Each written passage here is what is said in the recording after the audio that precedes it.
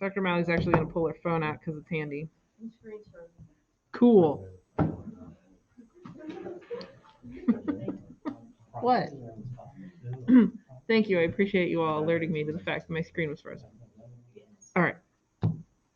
So we have sodium hydroxide, right? You guys got sodium hydroxide, NaOH, plus sulfuric acid, H2SO4.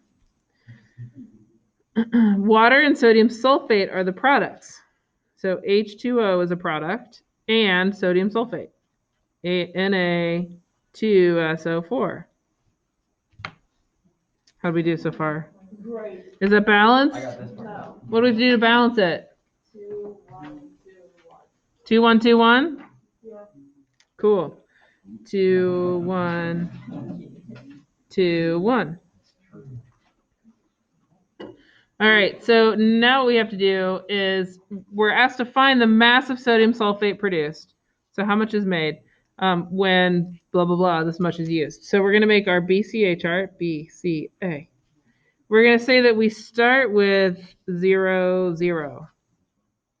So first we have to figure out how many moles of sodium hydroxide this is. So I'm just going to find a spot. Say, okay, my 15.5 grams of sodium hydroxide. And then you guys remember how to do, you guys in the back have a question? Thank you. Write notes. It's quieter. It doesn't distract everyone and get on my recording and stuff. Yeah, think about that. I've never done that. Written index card notes? That's nice. Oh, we used to have like a notebook. Me and my friends had a notebook. We'd pass back and forth. I was always scared in middle school to pass notes. I feel like the teachers at my school would like absolutely like leave it by the class. Yeah, they would come after you. Like Mr. Andrews, even though they do put everything in the class. I don't know. You can mess with teachers with that, to be honest. Okay, so this should be 39.997 grams per mole.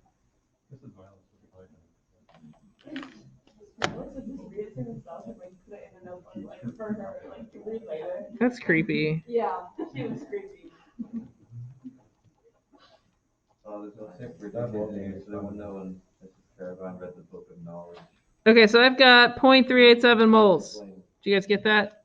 Of course you did. Oh, I got 3.88. That's fine. All right, so I'm starting with 0.387 moles of sodium hydroxide. For sulfuric acid, I've got 46.7 grams of H2SO4. You guys have heard that joke, right? What? What do you thought was H2O? Was H2SO4? No? Oh, no? I don't understand. What was that? I don't. Never mind. It's an old joke. Okay, molar mass is going to be for every 1 mole, we've got 98.07848 grams. That seems like a lot of specificity. Okay, so 46.7 divided by 98.07848. And you guys may have slightly different numbers there, and that's okay, as long as it's reasonable. All right, what am I going to run out of first? If I'm going to use all of what I have, I need to have 1 part here for 2 parts here. Do I have twice as many moles of twice as many moles of sodium hydroxide as I do of sulfuric acid? No. I do not. So I am going to run out of this thing. So I'm going to mark it. This is my limiting reactant. That's what I'm going to run out of. If I'm going to run out of it, it kind of makes sense that I would use that to calculate how much of everything I'm going to use or produce, because I'm going to run out of it. So I'm going to use all of my moles, all of my molecules of sodium hydroxide, so that I have none left. So now I need to figure out how many moles of sulfuric acid I'm going to use. Actually, it just wants me to calculate the mass of sodium sulfate. So I'm not going to bother. I'm just going to go straight to sodium sulfate. So how much sodium sulfate am I going to produce? I'm going to say, okay, well, I'm going to start with my 0.387 moles of sodium hydroxide. My terrible writing. That should be NaOH. Sorry about that. And I'm going to convert it using my stoichiometric coefficients. For every 2 moles of NaOH that I use, I'm going to produce 1 mole of sodium sulfate. I'm going to grab my calculator, do 0.387 divided by 2. Right, you could do times 1 divided by 2. That's fine. So I'm going to produce 0.1935 moles. Oops, 1935 of sodium sulfate. Right? But that's not what I'm asked for. Oh no. Oh no. Okay, so what we have to do then is say, okay, for every 1 mole of sodium sulfate, what's our mass? Nobody wants to answer. Do we have to answer? 42. Oh, you're right. It should be grams. You think you got it? I could just cheat and look at the answer, right? Yes. So you guys did. No, I'm sure you guys didn't do it. Okay, so is it 142? Okay. So I've got that number times 142.04 equals 27.48. Is that what you guys got? I got around 27.5. Nice. I got 27. You win. I thought it was wrong. Because you didn't see, I yeah. didn't see the answers on the bottom, so I did it again. Yes. But then turns out 27 was right. And you got it right. Yeah. I'm proud of you, Right man. and wrong at the same time. That's good. I left the 27 there.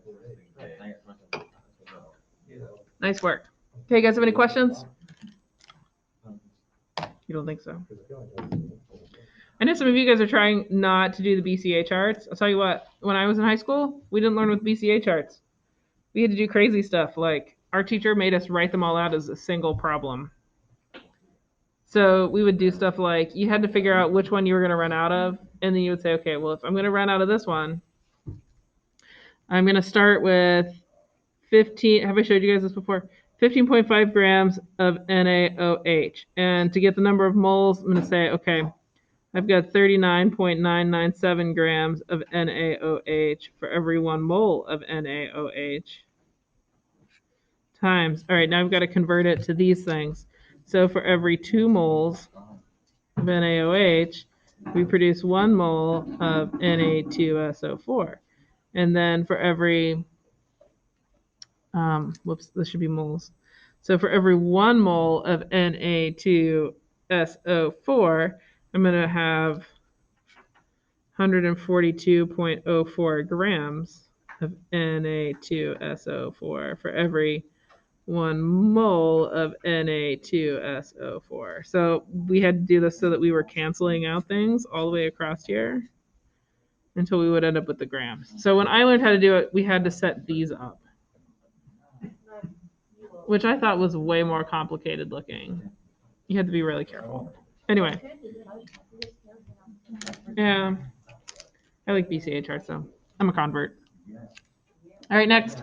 A sample of oxygen gas, right, O2, is placed in a sealed container with some hydrogen gas, H2.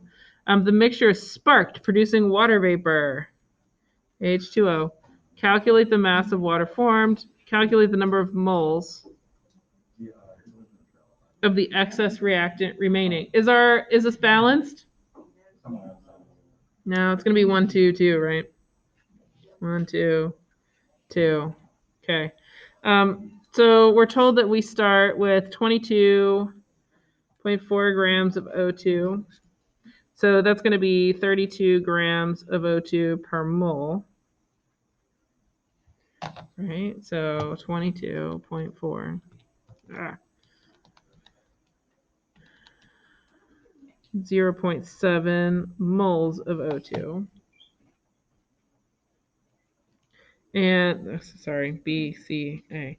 So H2, hydrogen gas, we're going to start with 2.50 grams. And that's going to be 2 grams of H2 per mole of H2. 2.5 divided by 2 is 1.25. Whoops. Which one are you going to run out of? We're going to run out of hydrogen. That's our limiting reactant. So then it says calculate the mass of the water formed. So we're going to say we start with none. If we're going to use up all 1.25 moles so that we have none left, then we can say, all right, I've got 1.25 moles of H2 to use. And for every 2 moles of H2 that I use, this is my coefficients up here, I'm going to produce 2 moles of H2O. So my total number of moles that I'm going to make is 1.25 moles of H2O, right? Plus 1.25.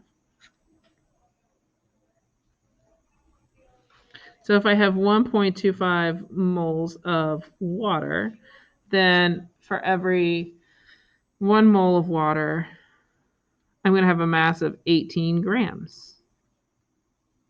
So 18 times 1.25, it's going to give me 22.5 grams. So that's one part. Calculate the mass of the water formed. Next, it says calculate the number of moles of excess reactant remaining. So the thing we're going to have extra is going to be the O2.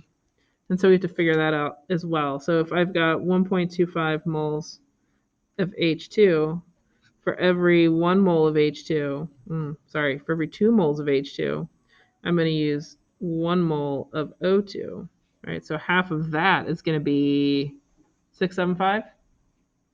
Is that right?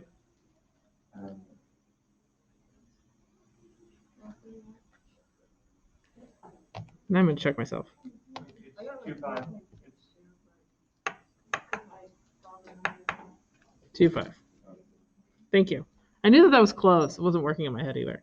All right, so I'm going to use 0.625, which means that my number of moles left over is going to be 0.075. I'm just doing it in my head now.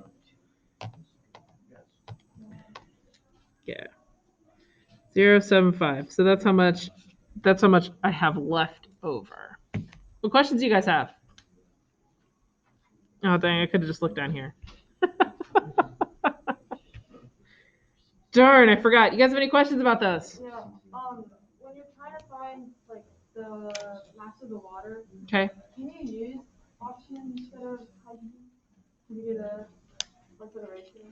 For the mass of the water. What do you mean? Like when your steps is 1.25 moles of hydrogen times 2 moles of water over 2 moles of hydrogen. Can you use oxygen instead? I didn't, but I'm just wondering. No, because you have to be able to cancel your units.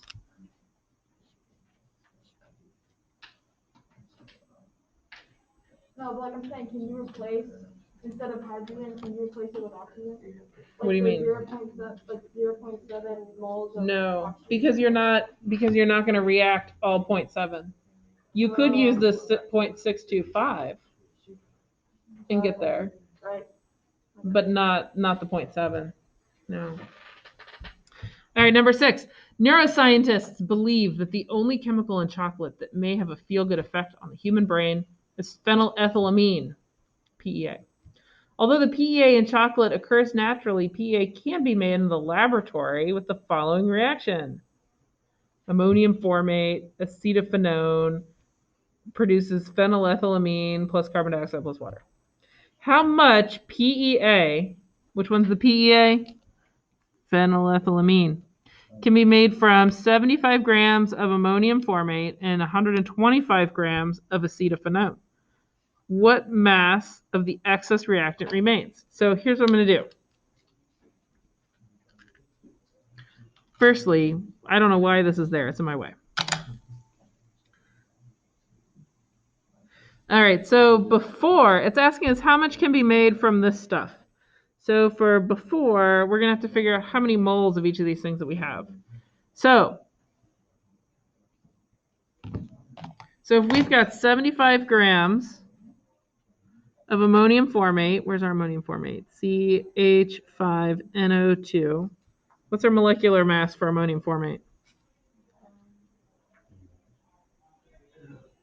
63.6%. What? I think it's 63.6. 0.56? Yeah. Yeah, it's probably close. Because this is going to be like 12 plus 14, it's 24 plus another 30. Yeah. Okay. So I flipped it again, didn't I? Dang. 63.056 for 1 mole. Okay. So that's going to give us not quite 1. So we're going to have 75 divided by 63.056. 1.19 moles. Did what? Yeah, but I'm like losing my mind because they played the same song yesterday. Yeah, she just has a playlist for each class grade. All right, and then we've got 125 grams of acetophenone. So CH8O, what's our molecular mass for that?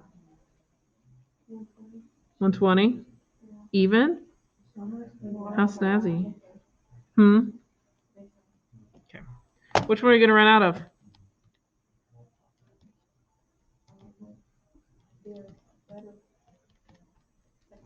Second one?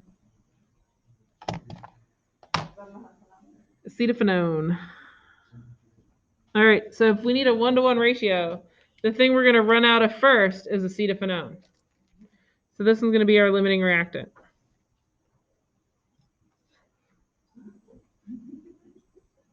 First thing it asks us is how much PEA can be made. All right. So if this is a 1-to-1-to-1 ratio, and we start with none of this, we're going to make 1.04 moles. It has the same coefficient, so it's going to have the same number of moles. We're going to lose 1.04 moles of our acetophenone, and we're going to lose 1.04 moles of our ammonium formate. So that after we've produced 1.04 moles of phenylethylamine, we have no acetophenone left, and we still have 0.15 moles of ammonium formate. But it asks for the mass of excess reactant, and so what we have to do is take that 0.15 moles of CH5NO2, and we need to figure out the mass. So for every mole of it, we're going to have whatever this number is times 63.056.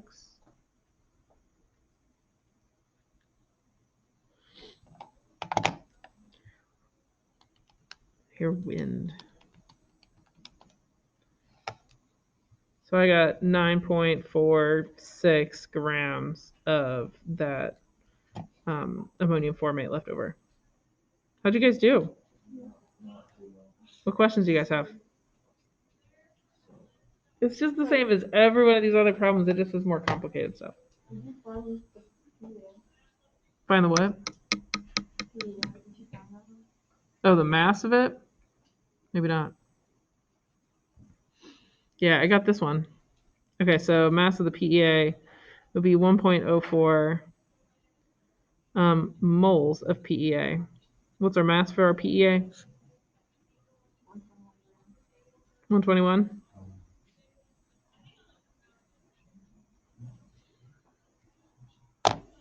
So if we do 121 times 1.04, I got 125.6.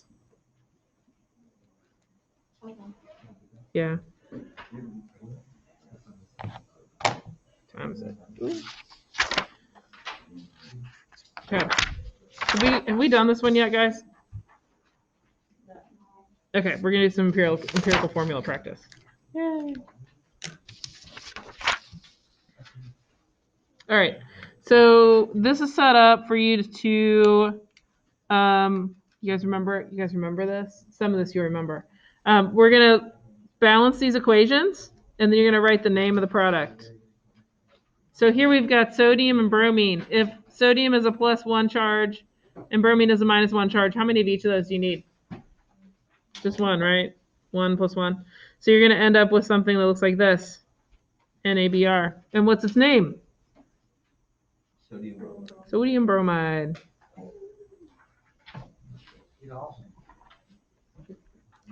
Next one, we have copper that has a +1 charge and sulfate that has a -2 charge. So what's our ratio of these guys going to be? 2 to 1. So we write this out, we're going to have copper and then put a subscript 2 and then SO4. And what's its name?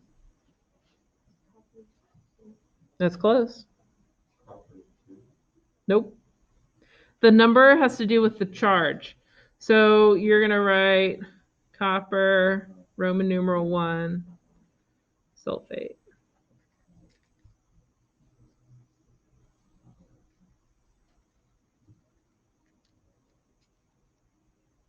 What if we skipped to number 6? What do we know about those? We've got iodine, right? We know what the charge for iodine is?